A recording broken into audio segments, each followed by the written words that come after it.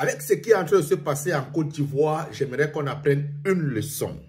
Que l'Afrique apprenne une leçon, que la Côte d'Ivoire apprenne une leçon, que tous les pays africains apprennent une leçon, le pouvoir du dialogue.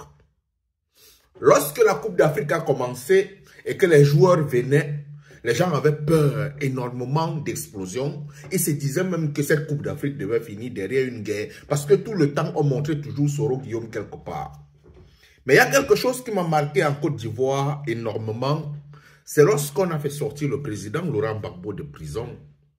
On l'a fait rentrer en Côte d'Ivoire avec son fils Blé Goudé. Je suis resté calme et j'ai dit, mais ces gens y rentrent alors que normalement en Afrique, lorsque quelqu'un a subi quelque chose comme ça, il reste en exil. Mais le président Alassane Dramane Ouattara, il a accepté que ses enfants, ou sinon ces enfants de la nation rentrent et que certains d'entre eux se décident même à se présenter à l'élection présidentielle. Ça arrive rarement en Afrique.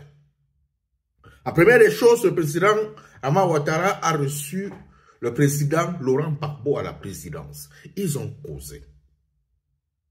Les deux enfants. Pourtant, l'autre a été chassé à coups de fusil. Mais ils se sont assis, ils ont dialogué. Derrière ce dialogue, il y a eu apaisement au point où la Côte d'Ivoire a organisé la Coupe d'Afrique.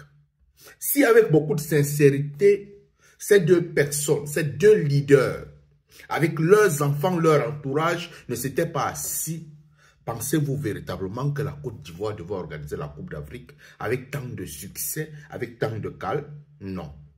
Mais un jour, les leaders politiques ont décidé de se dire, toi, tu as fait du mal, moi aussi j'ai fait du mal. Essayons de reconnaître tout un chacun pour le bonheur de cette nation. Ils ont mis leur cœur, leur bonheur de côté. La Coupe d'Afrique qui est en train de se passer, nous ne voyons pas les leaders politiques, peut-être ils le voient en Côte d'Ivoire, en train de sortir, non, on a gaspillé l'argent, on est en train de faire ceci, on est en train de faire cela, non.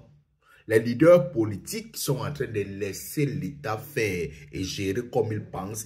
Peut-être ils parleront après. Mais pour l'instant, faisons réussir cette fête. Le pouvoir du dialogue. Si les Africains pouvaient s'asseoir pour dialoguer, pour causer, pour se décider, pour s'entendre.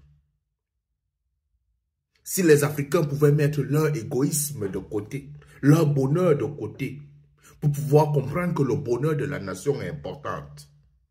Vous pensez que véritablement on se retrouverait en train de ne pas réussir à faire de merveilleuses choses? Il faudrait y réfléchir.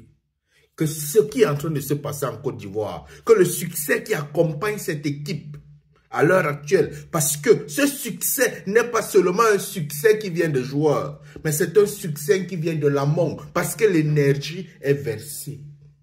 L'énergie de la paix, l'énergie du bonheur, l'énergie du dialogue, l'énergie de faisons réussir.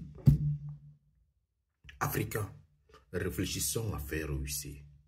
C'est très important. Allume ton cerveau, mon frère.